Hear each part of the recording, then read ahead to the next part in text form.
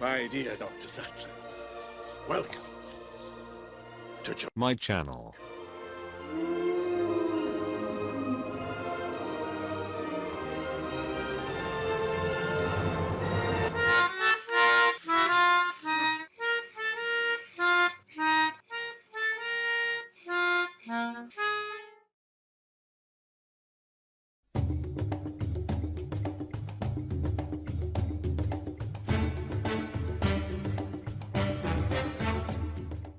Founder and director of the Creation Evidence Museum in Glen Rose, Texas. I've never visited this museum, but I visited two other like it in the past, and if the Creation Evidence Museum is anything like what I visited in the past... Hold on to your butts. The title to today's program is, Did You See That? Exclamation point. We're going to talk about that which would shock our modern generation, but that which is not only biblical, but scientifically credible, and we're going to prove it on the program today. Spoiler alert, no, they won't prove anything besides the fact they're a bunch of liars and fools who disobeyed their own 9th commandment from Exodus 20:16. Man and dinosaur living contemporaneously. Definition of contemporaneous: existing, occurring, or originating during the same time. Men saw living dinosaurs. Dinosaurs saw living men. We have an incredible array of information today, and I have a very special guest. When I have Dr. Dennis Swift on the program, the ratings go sky high. I don't know how people know he's going to be on or is on, but worldwide, people like what he has to say. This gentleman is intrepid. He's fearless. He goes into jungles that are forbidden. He goes to lofty mountain peaks, deserts where the snakes and the vipers can destroy your life in a matter of minutes. Spiders can destroy your life in a matter of minutes. Yet he goes because he's driven by the truth. He is, in my opinion, the leading cryptozoologist alive today. And like 100% of all cryptozoologists who have ever lived, I bet he has never even once proven the existence of a cryptid or found any reliable source of evidence to support the existence of any cryptid. And as a cryptozoologist, he's written an amazing book, Secrets of the Inca Stones. I think I've said it 3 times in the series already. The Inca stones were admitted to be hoaxes created by Peruvian farmers. But creationists and cryptozoologists don't care much about facts now, do they? And much of what we're going to talk about today is pictured here, but we're going to solve some amazing problems, and he's the man who leads the field in doing it. I want you to meet my dear friend, Dr. Dennis Swift. Dennis, it's a pleasure to have you on the telecast. Thank you, Carl. You're just a treat and a joy and a good friend that I've known for a number of years. Dr. Swift? More like Dr. Not So Swift. Well, it's wonderful to be a guest on your program. Well, we need to stand together, you know. That's right. What you're going to say on the program today is not believed by standard academics. Or anyone who just uses logic, reasoning, or puts a minute's worth of research into any subject. And many theologians have fallen prey to the wiles of the theory of evolution that man and dinosaur were separated by 65 million years. But you have information that recent civilizations, not only the biblical record of the book of Job with Behemoth in chapter 40. It's pronounced Behemoth. And recently some very unpopular YouTuber who goes by the name Trey The Explainer, he created a video about this behemoth from the Bible and explained how it was actually inspired by other stories from its time and beforehand. Link below. But recent civilizations outside the Bible, with no influence of the Bible whatsoever, have recorded living dinosaurs. Is that correct? That's correct. I've been involved with a group of scientists, a team of over 100 scientists in 71 different countries, and there's been documented over 4 million plus petroglyphs. Petroglyphs are rock art carvings. Yes. And pictographs are rock art paintings. And among these petroglyphs and pictographs by various civilizations in America, the American Southwest, the Anasazi, the Harnada Indians, South American Indians, Mongolian people, in every place we've been, we find evidence that they saw living dinosaurs because they depicted them in their art. And if these dinosaur petroglyphs are anything like what we've been shown before in this series, Debunking them should be a walk in the park.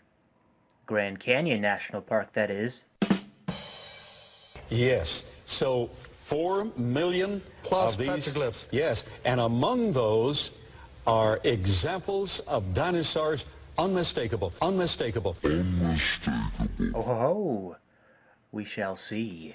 Would you take us through this information? I'd love to I'm do it. ready. This audience is ready. First, I'll take you to the American Southwest. There was a group of Indians called the Haudenosaunee Indians who inhabited the American Southwest from 1000 to 1400 AD.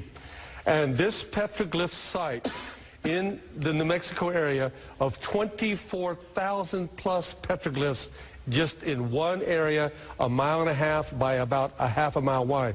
And among the animals, deer, sheep, That which we could identify. Fish, Deer, yes. Sheep, no. Domesticated sheep did not exist in America until Columbus came along. Fish, yes, but not koi fish like what you're showing. depicted in the basalt a Paracephalophus dinosaur. Paracephalophus. I get it wrong too, so I just say parasaur, even though it's supposed to be Parasaurolophus. But that doesn't really matter because the petroglyph is just an armadillo. The horn on its head is just some wear and tear that you see everywhere else on the rock. And this dinosaur, you can see it here on the boulder. I love that. He's one of my favorite. I call him the imperial dinosaur with the crest, the imperial crest. He has the flamboyant head crest similar to a snorkel. I'll make it no. Parasaurolophus did not have nostrils on top of its head like a snorkel. I mean, are you also going to claim that it breathed fire as well? It has the eyes depicted correctly, what we know of modern paleontology. And this is somewhere between 1000 and 1400 AD, this Parasaurolophus dinosaur, and it had stripes on it down the tail. Yeah, like an armadillo. And there is the evidence. I was right. If this is what Dr. Not So Swift considers to be evidence, this should be no problem debunking whatsoever. You know, evolutionists say if dinosaurs and man lived together, evolution would be DOA, dead on arrival. That evolution would melt down faster than the Wicked Witch of the West in The Wizard of Oz. Literally? That it would be kaput. It would be finished. Evolution would be Evolutionary vanquished. scholars have admitted that. If a group of explorers discovered an island full of living, breathing dinosaurs, and then Jesus Christ came floating down from heaven and told them about how the earth was only 6,000 years old, and then the rapture happened, it would not disprove evolution whatsoever. It would simply mean that scientists were wrong about the extinction of dinosaurs and about the age of the earth. It would not disprove evolution, as we have seen many accounts in both nature and under laboratory conditions where an isolated species transitioned into a new subspecies within a few generations. If the Bible turns out to be 100% true, the theory of evolution would still remain true. Yes, leading ones like Louis Dr. Jacobs, Ernst Mayr at Harvard. They've all said if there's any evidence that dinosaurs and man were contemporaries or co-occurred together, evolution is false. I'm not going to research whether or not they actually said that because, as I pointed out, such a statement would be false. And they attack this particular petroglyph because they said, oh, Dennis Swift and other creationists are well-meaning, but they're ignorant because no dinosaur had stripes like a zebra. I don't blame you for being a young Earth creationist if those are the kind of atheists and evolutionary biologists you hang out with, assuming they even said such things. No rational person would make such an assumption based on absolutely no evidence whatsoever, except maybe a creationist. You should leave the research to us dinosaur experts. Paracephalophus has the flamboyant head crest similar to a snorkel. You should leave the research to us dinosaur experts. A cryptozoologist/creationist who calls himself an expert on the subject of dinosaurs. It's like an astrologist claiming to be an expert on the subject of astronomy. And then recently, just on 2 weeks ago, a book was published, the discovery of a hadrosaur dinosaur in the Badlands of Montana. It is the most well-preserved dinosaur ever found. Over 90+% of the skin, fossilized skin, the internal stomach contents, that had to form very fast, not millions of years, but very quickly. They cannot explain it. You claim they can't explain it, and yet they have explained it countless times before, but creationists simply plug their ears and they go la la la la la la la la la la la la la la la. The ironization of organic material like skin tissue, which happens less than 0.01% of the time with specimens, can preserve the organic material long enough for it to be fossilized. And what they discovered is they looked at this in the skin fragments, and they took this 29-foot specimen in 2 different blocks to the largest C-scan machine in the world in Los Angeles, owned by Boeing. They put it inside the C-scan machine, and when they came out, they discovered that there was crossing, starting with the tail, are stripes, like a zebra. Like a zebra. Yes, but only the rear half of the tail and part of the head. The armadillo petroglyph shows the entire animal is covered in stripes. Saying the whole thing is covered in stripes is currently just speculation, given what evidence we have. Dennis, let's add a All little... the way down the body, they think now that this had zebra stripes. Now you are just speculating, but okay, for the sake of the argument, let's say the entire hadrosaur is covered in stripes, which it very likely could be to camouflage itself from predators. The petroglyph is still more likely to be an armadillo than a dinosaur. So that verifies Yes. the drawing of these particular Indians in the New Mexican Southwest. But let's add a dimension to this. I understand from reading some of the technical background of this incredible discovery by a young man who was a teenager and he's now working on his advanced degrees at Yale, I believe. The stripes are indicative of an additional dimension. The article goes on to say that current living reptiles that have stripes in this horizontal pattern are also able to change color to some degree. More speculation, but not too far-fetched at all. There are plenty of animals that change colors throughout the seasons, and I see absolutely no reason why dinosaurs wouldn't do so as well. That being the case... It may be like a chameleon. It could blend in with its environment. What a marvelous specimen.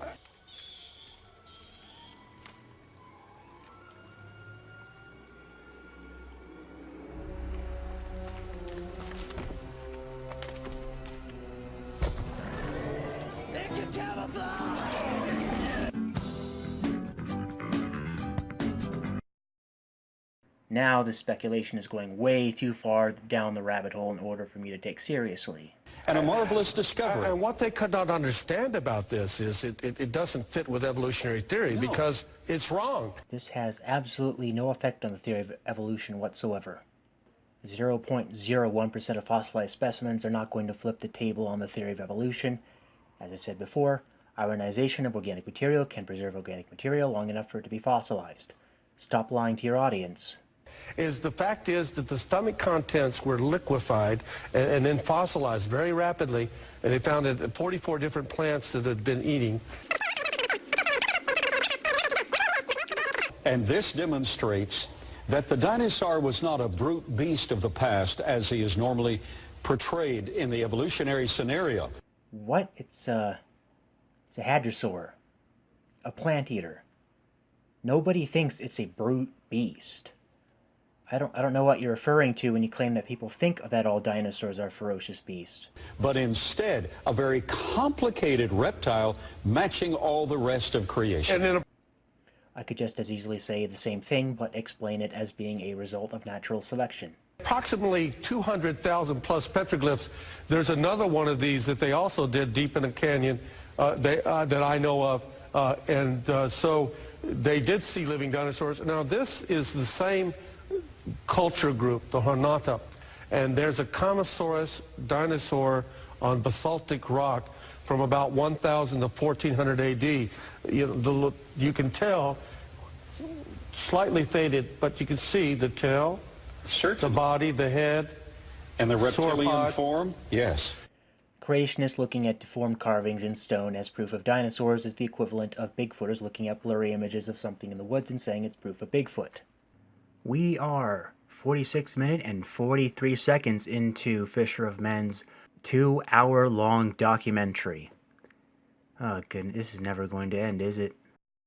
You should leave the research to us dinosaur experts. Parasaurolophus has the flamboyant head crest similar to a snorkel. You should leave the research to us dinosaur experts.